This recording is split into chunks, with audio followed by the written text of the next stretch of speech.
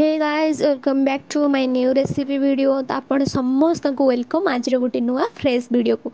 तो चलतु आउ डेरी न करी आज वीडियो को स्टार्ट करवा।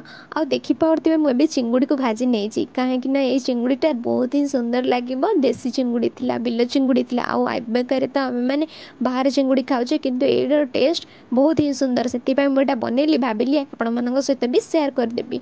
तो चलतु वीडियो को स्टार्ट करवा। एवं तो मुझे चिंगुड़ी को अलमोस्टली भाजी देती लुण हलदी गोलेकी मु रखी किसी समय तापर भाजी देती। आउ एबे तापाई मु मसला भी प्रिपेयर करी। मसला टिके मु हल्का भाजी देती जमी से जीरा आउ धनिया आउ पियाज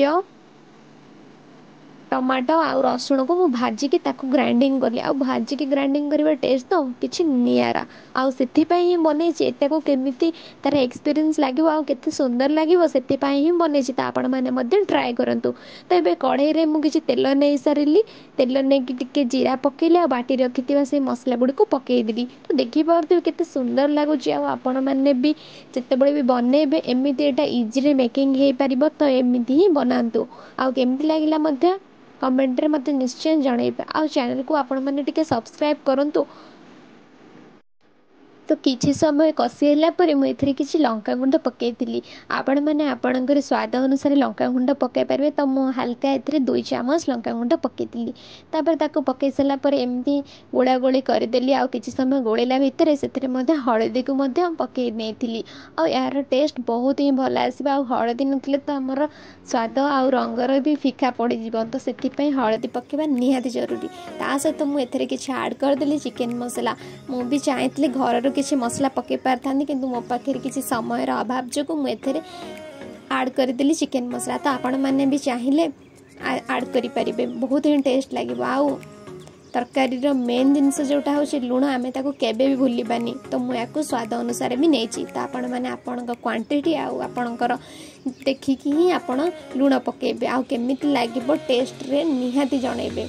तो चलतु एबे आमे याकू टिके ऑलमोस्टली कषि देला परे मु 5 ରୁ 7 मिनिट एटा कषि देथि। तो देखि परते कढ़ाई रे भी लागि जाउची काहे कि एटा भलरे कषि हे गलानी। तो एबे मु किछि आलू को मध्य छाणी की रखिथिली।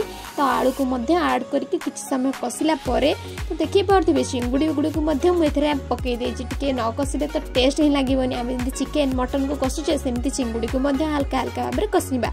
तो देखि परथिबे मु एबे चिंगुडी सब को पकेइ देछि। आ चलंतु एबे ताको आमे भलरे गोळा गोळी करी कषि चलिबा।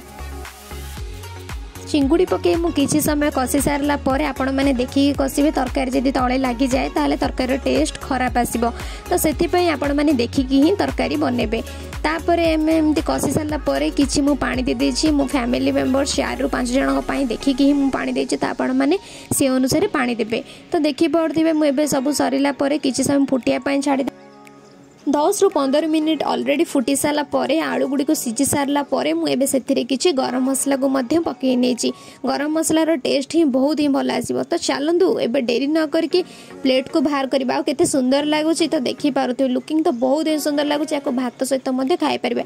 आ आमिष तरकारी जति झोल न रहबो तार स्वाद तो आ रंग तो बहुत ही फिका लागिबो। तो सेथि पई मु टिके झोल रखि देछि। आपन को केमिति पसंद आपण कमेंट रे मते निश्चय जणेबे। आपण पानी रखिया पई चाहंती ना पानी रखापी चाहती। तो से अनुसार आपण मैंने एटा को प्रिपेयर करें। आ यार टेस्ट तो बहुत ही जबरदस्त थिला। बहुत ही टेस्ट लगी एते पर्यंत वीडियो देखिले आ पड़ी जाउछन्ते कहीं गोटे लाइक कर दिंतु और सांग मान सहित शेयर कर दिंतु और चैनल को सब्सक्राइब करने को भूलंतुनी।